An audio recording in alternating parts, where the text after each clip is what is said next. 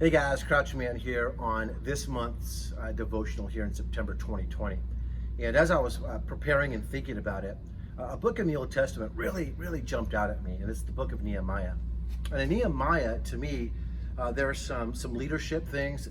Us as board members, faculty members, us as Christian leaders, I think can glean from it. And the first one was be appropriate in the moment, do the very best that you can do. And then, of course, when we ask big. Not just ask for things, but ask big.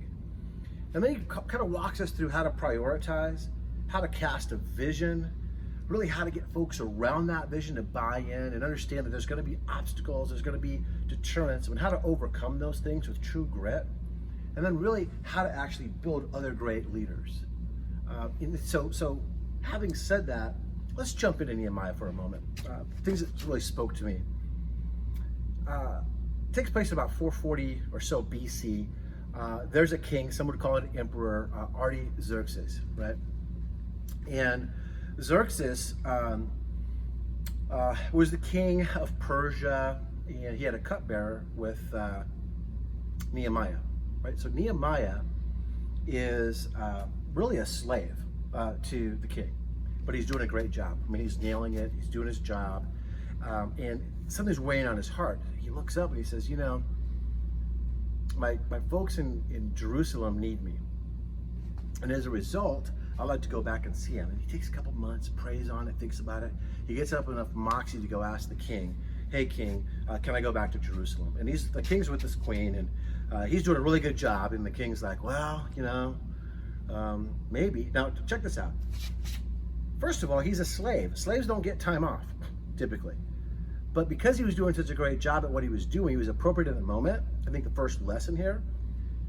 He then has the moxie to ask. And then by asking, the king says yes. But remember we talked about asking big. So Nehemiah just is asked to get time off as a slave. He then asked for supplies. He asked for special supply route trades and folks to come with him. He asked big. The king said, I'll do it all except for one thing. You got to come back. I shouldn't say except, I'll do it all, but you got to come back. That's the caveat. So they made plans. They set a time and a date, a definitive time and a date. And off to the races, Nehemiah went.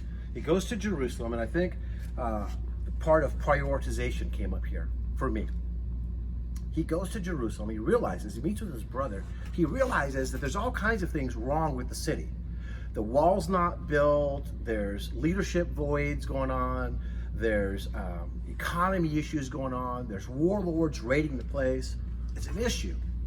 So what he does, he takes a couple of days and he prioritizes. If I can only do one thing, such that if I did that one thing, everything else would be great, what would that one thing be? He settles on the one thing he can do, he should do, he must do, is build the wall. To get national pride back, to secure the economy. That's the one thing. Build that wall. Build that wall. So he casts a vision. Great leaders cast visions. And sure enough, he gets everybody around, he casts this vision. Hey guys, I'm here and we're going to build this wall. And he gets the buy-in from the locals. Everybody there. By the way, they're not all skilled soldiers or skilled laborers, but he gets them and says, we're going to build this wall. And they go after, they start building this wall. And now we start getting obstacles. Now we start getting the things that come in our life. The warlords look up and they go, you know what? Let's seed some divisiveness. Let's seed some, you can't do it. Let's seed some negativity. Nehemiah says, no, we're going to build the wall. He stays to it. There's a warlord named Sanballat. And this guy's a bad dude, and he realizes, you know what, we can't let them build this wall. So he starts sending troops over there and killing people. And what does Nehemiah do? Nehemiah says, we're standing strong. He gets half of his workers to hold shields and spears while the other half are working. He says, we're not going to get dissuaded from this. Sanballat went further. He said, hey, you know what? Hey, let's go golf. Let's go on this plane of Ono and hang out, right? And take you to lunch. But they wanted to deceive him. He says a very poignant phrase. The phrase is, I'm doing a great work, and I will not come down.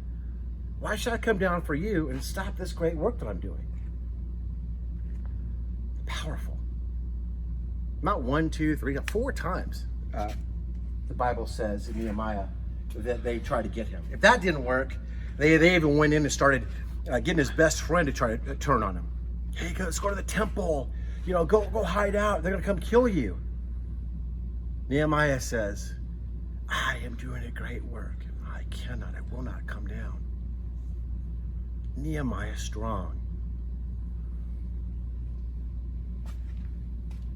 Here's a question I have for you. It resonated with me. What is the one thing that I cannot come off the wall on in my spiritual life, in my personal life, maybe even in my business? What's the one thing that I will not come down off this wall? And that's the part I want you to really resonate on. It resonated with me in preparing for this. What's interesting is that the wall was completed in some 52 days. Remarkable. 52 days. And the current warlords looked around and they said, couldn't just been them. They had the hand of God behind them. They had something more than. As a board member, and we're watching this from wherever you may be, I'm upstairs in our uncompleted building, which we know will be completed. And we know our one thing. And I believe that we're on the process of getting that done. So I encourage you, what's your one thing in spiritual, personal, and in your business world? Nehemiah, small book, an old book, but packed with lots of power. Make it a great day. It's truly up to you.